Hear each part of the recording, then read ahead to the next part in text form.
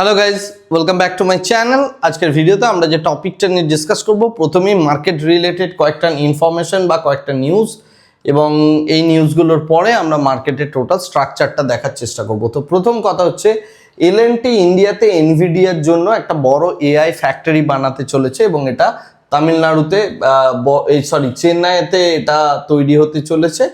এবং এটা Nvidia B300 AI factory, যেখানে প্রায় 10,000 কাছাকাছি জিপিইউ তৈরি হবে। তো এটা ইন্ডিয়ার যে এআই ড্রিম রয়েছে বা সেমিকন্ডাক্টর মিশন রয়েছে, সেই জিনিসটাকে পুরোপুরিভাবে ত্বরান্বিত করছে। এবং এখানে যেটা দেখা যাচ্ছে, এলএনটি কিন্তু এই টাইপের ডেটা সেন্টার রিলেটেড যে সমস্ত অ্যাক্টিভিটিগুলো রয়েছে সেগুলোতে রীতিমতো খুব ভালো রকমের একটা কাজ করছে। তো এলএনটি স্টকটা সেই কারণে আমাদের কাছে ফোকাস থাকবে। নেক্সট যে বিষয়টা ইম্পর্টেন্ট, সেটা হচ্ছে এমএসসিআই এর আগস্ট মাসে আবার রিব্যালেন্সিং হতে চলেছে এবং এই রিব্যালেন্সিং এর জন্য টোটাল 4টে স্টক অ্যাড হবে এবং 3টে স্টক থেকে তারা এক্সিট নেবে। যে 4টে স্টকে এমএসসিআই ইন্ডেক্স অ্যাড হবে সেটা হচ্ছে লরাস lab, Lenskart, Adani energy solution এবং গ্রো। এই সমস্তগুলোতে তারা পজিশন অ্যাড করবে এবং যেগুলো থেকে এটা বেরোবে সেটা হচ্ছে যেগুলো থেকে এটা বেরোবে সেটা হচ্ছে Balakrishna industries, SBI card, Astral. এই 3টে থেকে এমএসসিআই ইন্ডেক্স থেকে এই 3টে স্টক মোটামুটি এক্সিট হয়ে যাবে। তাই সেই কারণে এটা 31 তারিখ নাগাদ হবে, অর্থাৎ 31st of August। তো 31st of August মানডে হচ্ছে, তো সেই দিন কিন্তু এই স্টকগুলোর মধ্যে লাস্ট আওয়ার ভোলাটিলিটি আসার চান্সেস খুব বেশি।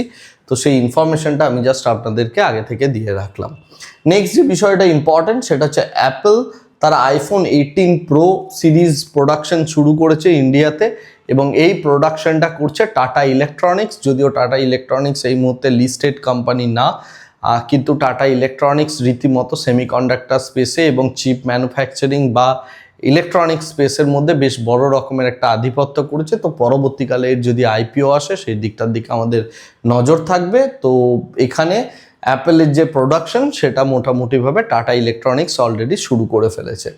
নেক্সট যে বিষয়টা ইম্পর্টেন্ট সেটা হচ্ছে এয়ারটেল, তারা তাদের যে ট্যারিফ রয়েছে অর্থাৎ এআরপিইউ সেটা বাড়ানোর জন্য তারা কিছু টেকনিক অবলম্বন করছে এবং আগামী দিনে যেহেতু ইন্ডিয়ার কাস্টমার গ্রোথ নেই, রিলায়েন্স জিওর সাথে একটা ভালো রকমের কম্পিটিশন রয়েছে, তাই তারা তাদের প্রফিটেবিলিটি বাড়ানোর জন্য তারা 4 থেকে 12 টাকা পার মান্থ হিসাবে তারা ট্যারিফটা বাড়াতে চলেছে। তো যে কোয়ার্টারলি রেজাল্ট বা আগামী দিনে যে তাদের প্রফিটেবিলিটি সেটা যাতে ইনক্রিজ হয় তার জন্য এই পরিমাণ ট্যারিফ তারা বাড়াতে চলেছে। যেহেতু নাম্বার অফ কাস্টমার বাড়ছে না, তাই গ্রোথ স্টোরিটাকে বাড়ানোর জন্য এই বিষয়টা করা হয়েছে। তো আগামী দিনে এয়ারটেলের ক্ষেত্রে যেটা দেখা যেতে পারে, আগামী কোয়ার্টারলি রেজাল্টে এর কি ইম্প্যাক্ট আসছে সেটার দিকে নজর রাখতে হবে। এই কয়েকটা ছিল আজকের ডেটের জন্য সবথেকে ইম্পর্টেন্ট নিউজ, যেগুলোর একটা ফিউচার ইম্প্যাক্ট থাকতে চলেছে। এরপরে আমি আসছি মার্কেট ভিউতে। মার্কেটের ক্ষেত্রে দেখতে গেলে মার্কেট আজকের ডেটে মোটামুটিভাবে একটা ফ্ল্যাট কাইন্ড অফ স্ট্রাকচার দেখালো, যেখানে সেন্সেক্স 0.14%-এর মতো বেড়েছে, নিফটি কিছুটা পরিমাণ কমেছে 0.16%-এর মতো, জাস্ট ফ্ল্যাটই বলা যায়। Bank Nifty, mid cap Nifty, small cap Nifty সমস্ত কিছু স্ট্রাকচার মোরলেস ফ্ল্যাটই। ইন্ডিয়া ভিক্সকে আমরা 2.3%-এর কাছাকাছি ডাউন হতে দেখলাম। ইউএসডি আইএনআরও 95 টাকা 50-এর কাছে ফ্ল্যাট। বিটকয়েন প্রাইস 1.32%-এর কাছাকাছি ডাউন এবং ইউএসের যে বন্ডের ইল্ড সেটা মোটামুটিভাবে কিছুটা পরিমাণ হ্রাস পেয়েছে, রাইট? অর্থাৎ বন্ডের মধ্যে আমরা একটা ডিম্যান্ড দেখতে পাচ্ছি।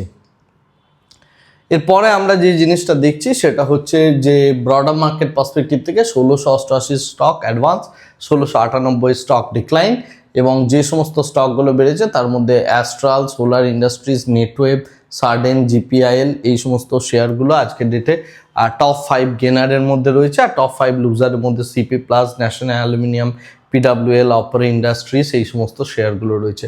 নিফটি 50 রেসপেক্টে যদি দেখা হয় তাহলে Hindustan Unilever, Shriram transport finance, L&T,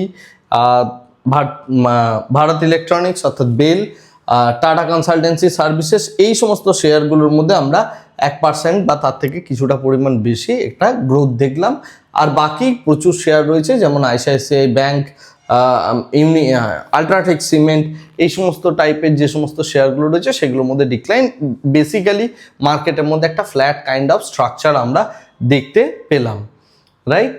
এরপরে আমরা যে জিনিসটা দেখছি সেক্টরাল ইন্ডেক্স, এবং সেখান থেকে এফএমসিজি সেক্টর আজকে ডেটে বেড়েছে, তার সাথে আমরা নিফটি যে ডিফেন্স, কিছুটা পরিমাণ আইটি এবং নিফটি রিয়েলটি, এই সমস্ত শেয়ারগুলোর মধ্যে আমরা একটা ঊর্ধ্বগতি দেখলাম। আর মেটালের মধ্যে কিন্তু 1%-এর কাছাকাছি মোটামুটি আমরা একটা ডিক্লাইন লক্ষ্য করলাম। পুরো মার্কেটের মধ্যে বড় কোনো ক্যাটালিস্ট বা নিউজ নেই এই মুহূর্তে, যে কারণে মার্কেটের মধ্যে একটা ফ্ল্যাট কাইন্ড অফ স্ট্রাকচার রয়েছে। সেটা কি গ্লোবাল মার্কেট কি ইন্ডিয়ান মার্কেট। নেক্সট যখন আমাদের মার্কেটের মধ্যে রিসেন্টলি একটা চেঞ্জেস হয়েছে ক্যাশ সিস্টেমের জন্য, তো সেই বিষয়টা আপাতত সেটেল না হওয়া অবধি এই টাইপের প্রবলেমস চলতে থাকবে।